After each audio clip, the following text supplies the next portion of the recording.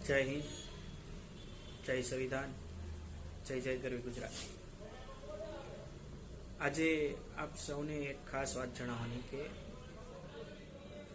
ગત રોજ એક આમ આદમી પાર્ટી અને આમ આદમી પાર્ટીના સમર્થકો અને જે દેશનું હિત ઈચ્છતા લોકો માટે એક સારા સમાચાર હતા કે ઈડી અને મોદી સરકારની સાજિશથી અદાલતે કેજરીવાલજી ઉપર જે ખોટા કેસો કરવામાં આવ્યા હતા તેની અંદર કોર્ટે ટકોર કરતા કહ્યું કેજરીવાલજી નિર્દોષ છે, સંપૂર્ણ નિર્દોષ છે અને ઈડી દ્વારા 5 વખત ગેરકાયદેસર સમન્સ મોકલવામાં આવ્યા, સતત દબાણ ઊભું કરવામાં આવ્યું અને માનસિક હેરાનગતિ કરવાની કોશિશ કરવામાં આવી હતી. આ બાબતને ધ્યાનમાં લઈને રાજકીય અગાવત માટે આ કિન્નાખોરી રાખીને ભાજપ સરકાર દ્વારા આ કરવામાં આવ્યું હતું એવું કોર્ટે કીધું. ક્લિયરલી એમાં કોર્ટે કહ્યું છે કે ઈડી ખોટી હતી, આ કોઈ તપાસ નહોતી, પરંતુ રાજકીય બદલા માટેની કાર્યવાહી હતી. આ કેસે સાબિત કરી દીધું કે સત્તાના જોરે સત્યને દબાવી શકતા નથી. લોકશાહી પર હુમલો લાંબો ચાલતો નથી.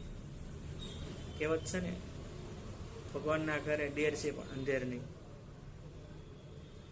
તાનાશાહી નહીં ચાલે, સત્ય ક્યારેય ઝૂકતું નથી, હર હંમેશા સત્યની જીત થાય છે. આમ આદમી પાર્ટી સત્ય સાથે છે અને ક્યારેય ઝૂકશે નહીં. આમ આદમી પાર્ટીના તમામ કાર્યકર્તા પદાધિકારી અરવિંદ કેજરીવાલજીના નેતૃત્વ હેઠળ આ દેશ અને આ જનતાના જનહિત માટે રાત દિવસ લોકોનું કેમ ભલું થાય, દેશનું કેમ ભલું થાય એના માટે કાર્યરત છે. આ જીત માત્ર અરવિંદ કેજરીવાલજીની નથી, આ જીત લોકશાહીની છે, બંધારણની છે, સામાન્ય જનતાની છે.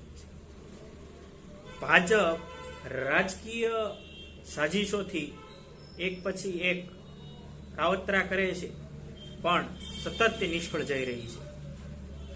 હવે જનતા બધું સમજી ગઈ છે કે સત્ય સાથે જ રહેવાય અને સત્ય આજની તો કાલ દેશનું અને જનતાનું ભલે કરી શકે. જનતા અત્યારે અન્યાય સામે અવાજ ઉઠાવતી થઈ ગઈ છે, કારણ એને ખબર પડી ગયું છે કે હવે અંતે તો સત્યની જીત થાય છે. ભાજપ ગમે એટલી તાનાશાહી કરે પણ ભાજપની આ તાનાશાહી સામે આમ આદમી પાર્ટી હર હંમેશા જનહિત માટે લડતી રહેશે અને લડતી રહી છે. અરવિંદ કેજરીવાલજીની સરકાર સારી રીતે કામ કરી રહી હતી, જનહિત માટે કામ કરી રહી હતી, ભ્રષ્ટાચાર મુક્ત દિલ્હીમાં શાસન આપ્યું હતું. એ સરકારને કેમ પાડવી એના માટે તમામ દિલ્હીની જનતાનું હિત ઈચ્છતા આમ આદમી પાર્ટીના નેતાઓ પર ખોટા કેસ કરીને જેલ હવાલે કરેલા. માં સત્યેન્દ્ર જૈનજી હોય, મનોજ સિસોદિયાજી હોય, અરવિંદ કેજરીવાલજી હોય, સંજયસિંહજી હોય, આ બધાય પણ તમામ જગ્યાએ આ ભાજપ સરકાર અને તેની એજન્સીઓ ખોટી સાબિત થઈ છે. આ અમે નથી કહેતા, આ કોર્ટ કહે છે. કેમ કે આ ભાજપ સરકાર બદલાની રાજનીતિ કરે, ભાવનાથી કોઈ પર ખોટા કેસ કરે છે. આ ભાજપ સરકારે આમ આદમી પાર્ટીની સરકાર દ્વારા જનહિત માટે સારા કાર્યો કર્યા જે દિલ્હીમાં, એને ક્યારેય બિરદાવ્યા નથી કે એ થઈ રહેલા સારા કાર્યો ભારત દેશના બીજા રાજ્યો છે એમાં કેમ લાગુ કરવા એવું કોઈ દી નથી વિચાર્યું. પણ જે રાજ્યમાં જે કોઈ લોકો સારા કાર્ય કરતા હોય એને પકડીને કેમ જેલમાં નાખવા, એ આ ભાજપ સરકાર કરે છે. ઇતિહાસમાં પહેલો બનાવ છે કે ચાલુ મુખ્યમંત્રીને જેલમાં પૂરવામાં આવ્યા હોય. શું ભાજપ સરકાર છે જેટલા રાજ્યોમાં તેના મુખ્યમંત્રીના નેજા હેઠળ ભ્રષ્ટાચાર નથી થતો? કેમ એની ઉપર કોઈ કાર્યવાહી થતી નથી? પણ આજે સત્યની જીત થઈ છે અને અમને ગર્વ છે કે અમારા નેતાઓ પર, કે જે નેતાના નેતૃત્વ હેઠળ અમે કામ કરી રહ્યા છીએ, જનતાનો અવાજ બની રહ્યા છીએ, જનતાના સુખાકારી માટે આગળ વધી રહ્યા છીએ, એ નેતા અમારા ઈમાનદાર છે. અને ઊંડ ભક્તોને ચોખ્ખું કહેવું, તમારા નેતાઓને ખાવા ખીચડી નહોતી અને ત્યાંથી અહીંયા પહોંચ્યા છે અને જાઓ જલાલી કરે છે, ત્યારે અમારા કેજરીવાલજી આયર્સની નોકરી છોડીને દેશ સેવા માટે આવેલા છે. આટલું તમારા મગજમાં જો બેસી જાય ને